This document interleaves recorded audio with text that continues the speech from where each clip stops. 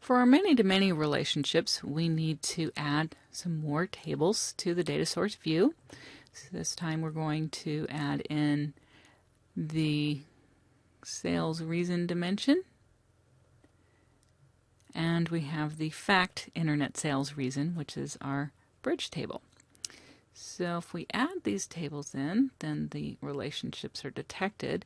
And just to make things a little bit easier for us to see, let's create a new diagram and add in, let's rename these first, sales reason and fact internet sales reason.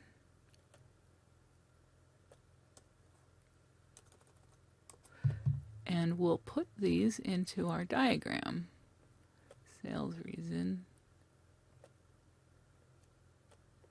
And we want our internet sales fact table. So this is what we're going to base our many-to-many relationship on. There's really the equivalent of 4 tables here because we have this bridge table that is linking together sales order number and sales order line number, which is actually a degenerate dimension out in our internet sales fact table. The degenerate dimension is part of the fact table just to eliminate the need to create a join between 2 very large fact tables.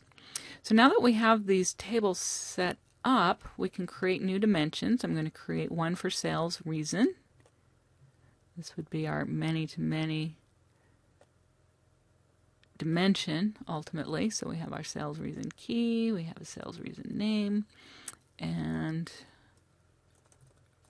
we can add in a sales reason type.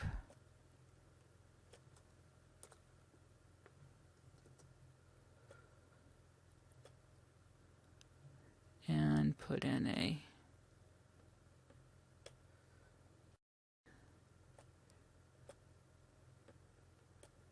hierarchy here.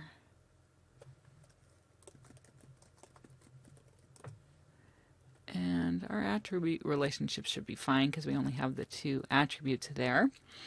And we're also going to be adding a dimension for the degenerate dimension. So before we do that, though, we need to update this with a named calculation just to have another column. We'll call it the sales order description, just to concatenate basically our sales order number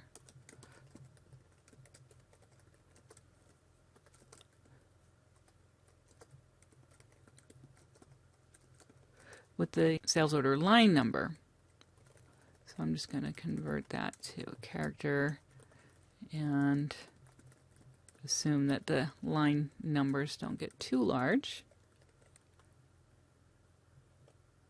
And so that gives us a unique name that we can use for a key for our degenerate dimension that gets instantiated as a separate dimension here in Analysis Services. Point to our sales table. We have the key column, sales order number and sales order line number, and we're going to give this the unique name sales order description. And then we have related tables. We're not going to bother with related tables here. We just want the sales order number, and we can eliminate these other attributes. So this is up to you whether this is a dimension that's visible to the users or not. But we need it to set up our many-to-many relationship. So we've got the many sales reasons. We've got the degenerate dimension set up. The other thing we need to do is add our bridge table to our sales cube. So we'll just add in this source table, internet sales reason, and we can do a count of rows based on the sales order line number.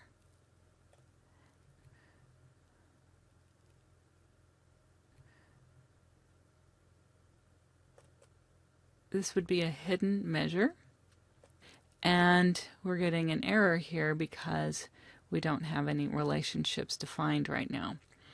So we'll get that fixed. We're also going to add in our dimensions into our cube, the ones that we just added, sales reason and internet sales details.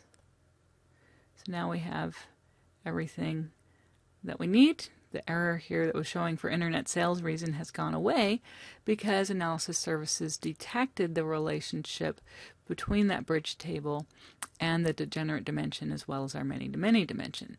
So we kind of have this four corners of these relationships that need to be defined. Our regular relationships here.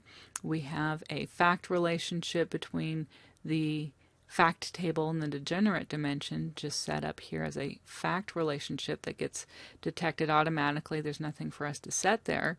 And then last, we need to tell analysis services how internet sales relates to sales reason. And that is through the many-to-many relationship. So we have our four tables involved here. Intermediate measure group is our bridge table, and that's what shows up here, internet sales reason. And essentially that connects all of the dots for us. And then we're good to deploy this.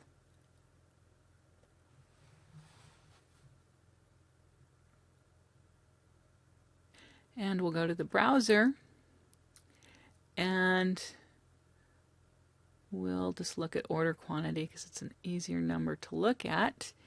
And let's filter by particular country.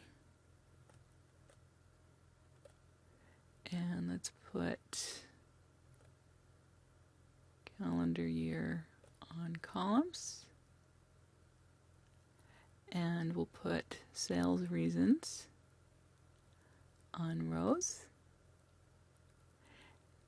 And notice here that we have 34 manufacturer and 34 for quality, but a grand total of 47.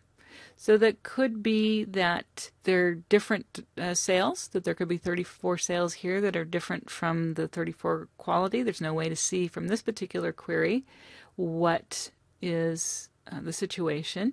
We'd have to explore this further. So we could just filter this out and focus on 2005. And the way that we would look at this is we would, if we included the sales order number, we could look a little more closely at this to see if they're the same.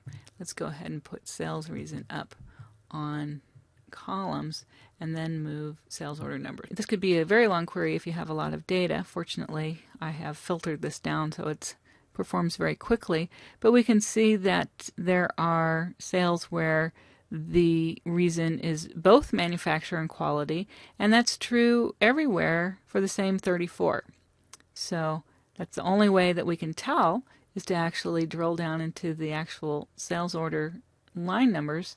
And there are other sales for which there were no sales reasons provided, which was a legitimate answer to the question, why did you buy this product? So we can see that there was 13 of those sales that occurred where no reason was given. And that's how we set up a many-to-many relationship.